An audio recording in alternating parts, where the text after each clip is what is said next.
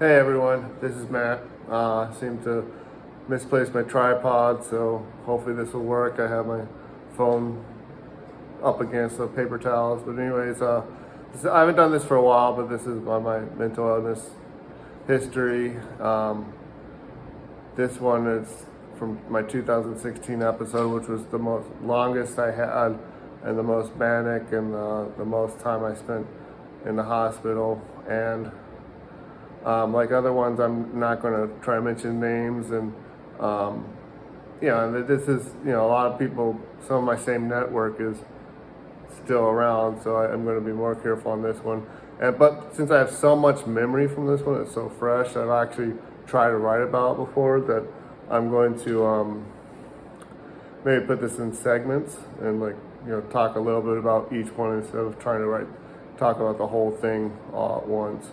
And this one, I'll focus on art, because the last half year, a few months, I've been taking some art classes, and I've been getting into painting, and it's been a lot of fun, and I've gotten a lot of positive feedback on the posts that I put my artwork on. And I think this episode in 2016 did kind of spark creativity and art things, and I'm just going to jump into my first. I was hospitalized twice in 2016, for 12 days in September, and then again for 9 days in October. And this is at like a psych ward in Ohio. I was able to go there from New York, and maybe I'll explain that whole process in another clip, but this one I'll just focus on art. And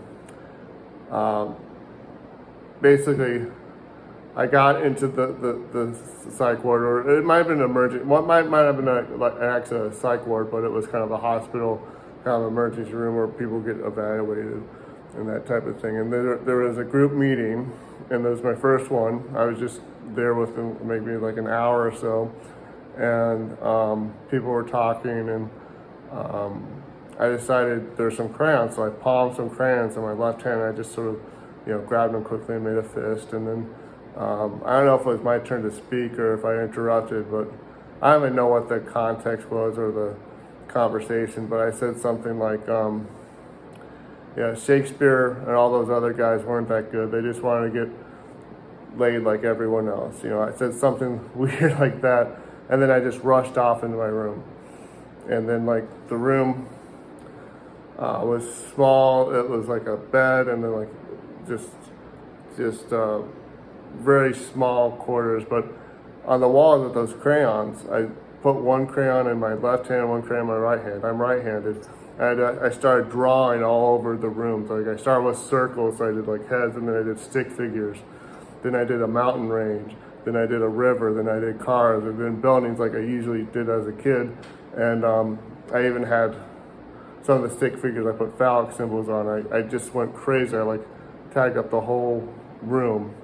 And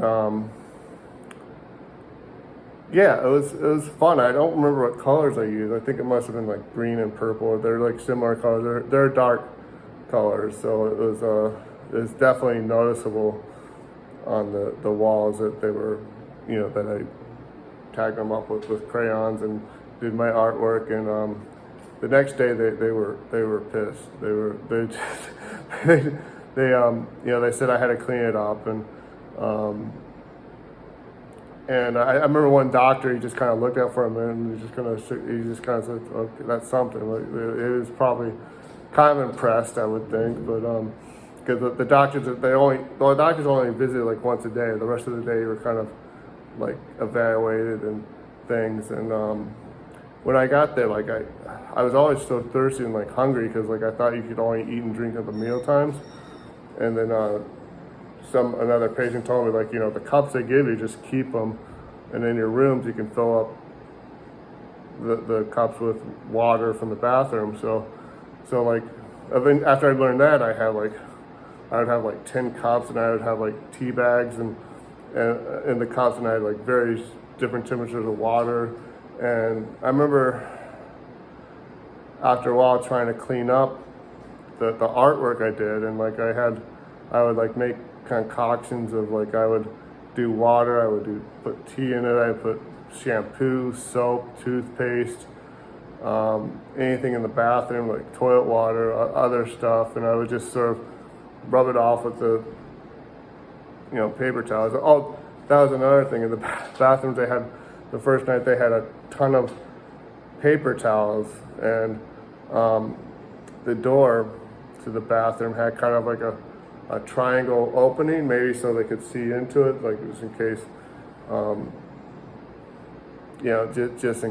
just so if they needed to get in, there was like an opening, like a triangle thing.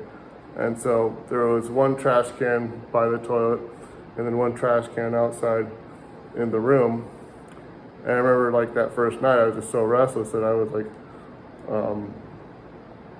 I would wet the paper towels and I would throw it through the opening of the door on the top and see if it went in. And actually, you do that 100 times, some of the paper towels go in the basket. And so, eventually I would take some of those paper towels and I would clean off the water mixtures of stuff I would make. I would clean off the drawings and yeah, I guess,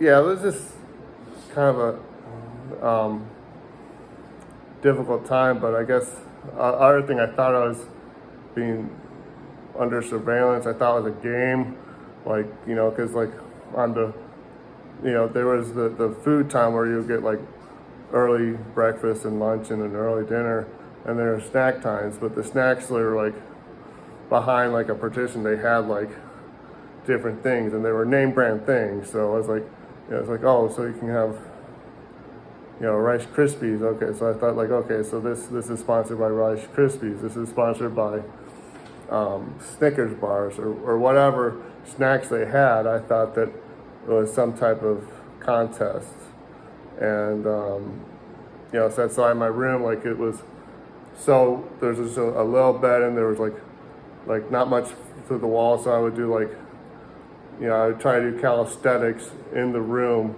and I thought people were observing it, but a lot of the time was actually, that first visit was actually just cleaning up the artwork I did. I wish I had pictures of it, but I don't, because the only thing I had with me, when I got there, they told me to change into like sort of scrubs or the uniform they had, and just I was getting into that, and like the person told me to keep my underwear on, so that's all I had was my underwear, and that didn't last too long. So like I had no cell phone, no watch.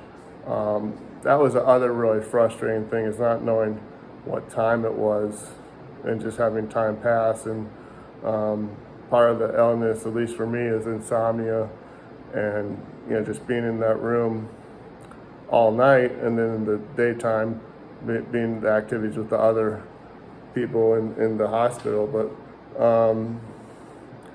like I remember the room had like kind of like a folding thing, so I thought like there's like a time lapse when I went there. Like I just, there's like a man-made lake behind the hospital, so I thought like it's like sort of like a time lapse when I opened up the shades, which obviously it's not that. But I'll try to think of what else to cover about that episode. But I just wanted to know that I'm beginning to art, and I think that maybe in that way, just drawing up that room like that, kind of inspired me afterwards to do art a little bit, because recently I've done painting and stuff, but for a while I have been drawing just with pen and paper and notebooks and stuff. So I don't know, I just wish I could see what I actually draw, because I think it was, it's obviously offensive, and